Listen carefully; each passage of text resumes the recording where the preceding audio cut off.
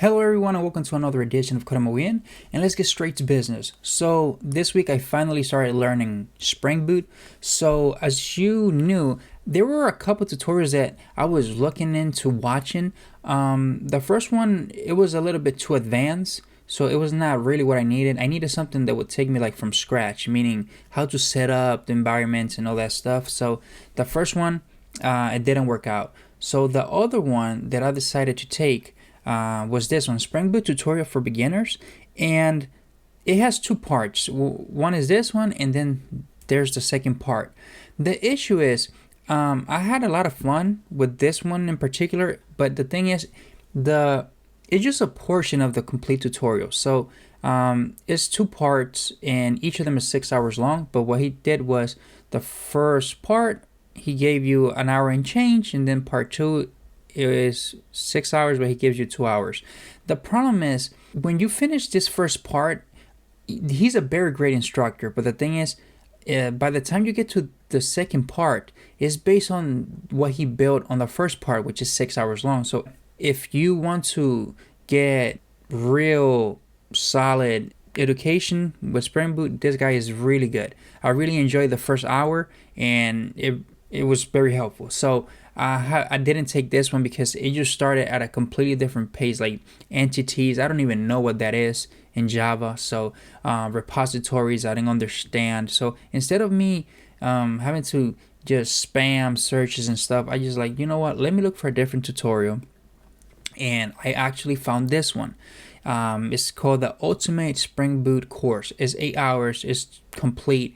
And the great thing is, because of this first tutorial, it had a lot of the basics, so it was very easy for me to get going with this one right away. So I'm at minute 40, but I know for a fact as I go, I know I'm going to see things that I already saw in this first video, and I'm going to be able to skip.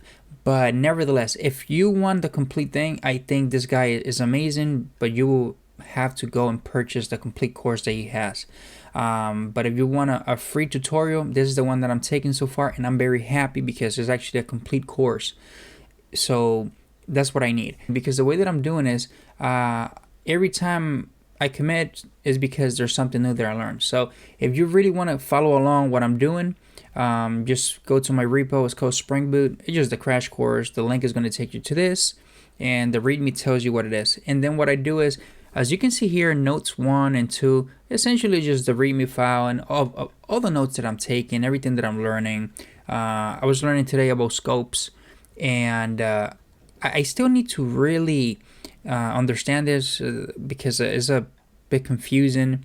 Like the prototype, I really didn't understand, but the request, session, application, and WebSocket, I was able to actually understand it. But nevertheless, both instructors, they really push IntelliJ, which is an IDE specifically for Spring Boot, because it already brings Maven, which is a wrapper, and you don't have to install on your machine. But I'm not using IntelliJ. I'm a VS Code person. Believe it or not, I'm able to do everything that they teaching me so far with VS Code. For instance, if I want to start a project on VS Code, it's really not that difficult. I just go to Window, I open it, and so as you can see here, we already have the Spring initializers. I can initialize that. I can take the different versions that they have. I select Java, name the example. I can name the artifact whatever I want. I can specify the package and type, and then I can select the versions. And then if I want to add dependencies, I can do so, and then I just save it into my desktop. So I haven't seen the need for using IntelliJ yet. Probably is going to change as I get deeper, but if I want to install dependencies, I can literally just go here, maybe add dependency, and let's say I want to install this on Spring Boot Web. When I type, it brings me all the dependencies that I need. So I can either do it like this, or I can just go to their version of, you know how we have in JavaScript npm.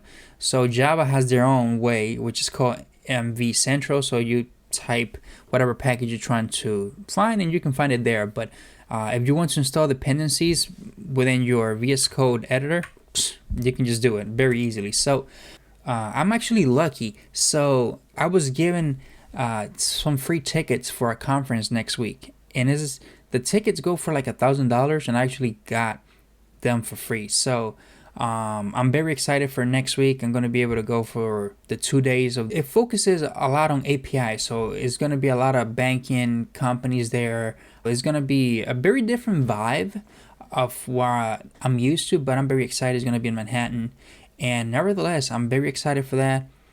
There's another meetup taking place this week, which I'm going, and you'll be seeing the little shorts that I always upload. But nevertheless, thank you so much for watching. See you in the next one. Peace.